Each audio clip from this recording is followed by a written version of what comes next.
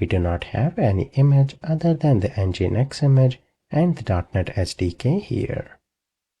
Now let's remove the .NET SDK. I do not want that right now. So docker rmi, I will remove that. Perfect. Now if I do Docker images, I only have the Nginx here. That is great. So in the background where we were running on port 9000, if I refresh that, it will no longer be valid, and that looks good. So now we can run everything again here to make sure that we recap on what we did so far. I hope you have a better understanding of the -p that you see here, as I explained in the previous video on why we need port mapping. So if we have to do the same things again, first what we have to do is we are in the directory where we have the Docker file. There we will have a build command to build a new image, and let me call that 10 this time. On top of that, let's say if I want to tag that latest as well, I can do multiple tags on the same image. With this command here, it will basically add 2 tags for the sample web app. Let me press enter here and show you that. Perfect. Now if I do Docker images, great. Well, the name here is latest. I have to name it the same, and then I have to add a tag. That was my bad there. So we add the first tag. Next tag will be sample web app colon and then latest. And perfect. Now if I do Docker images, great. The old image with 1.0.10, it basically kept it the same because it was able to identify that everything is same, and it does not have to update that. It created a new image with the tag of latest. Now when I say it created a new image, it did not create a new image. You can see from the ID. Image ID is the same. It is basically adding a new tag and the repository name. Now if the files were updated during the build, then it would create a new image. Let me show that as well.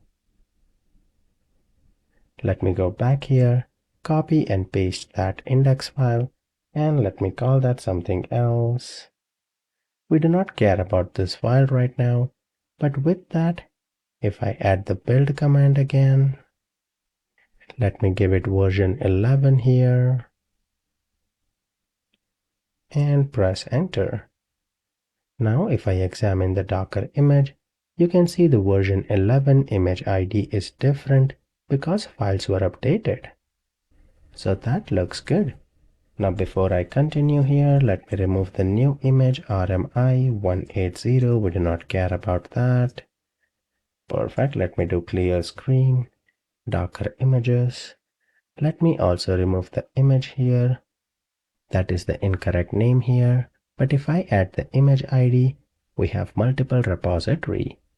Rather than that, let me give it the repository name of latest, and when I remove that, you will notice it did not remove the image, it rather only untagged it.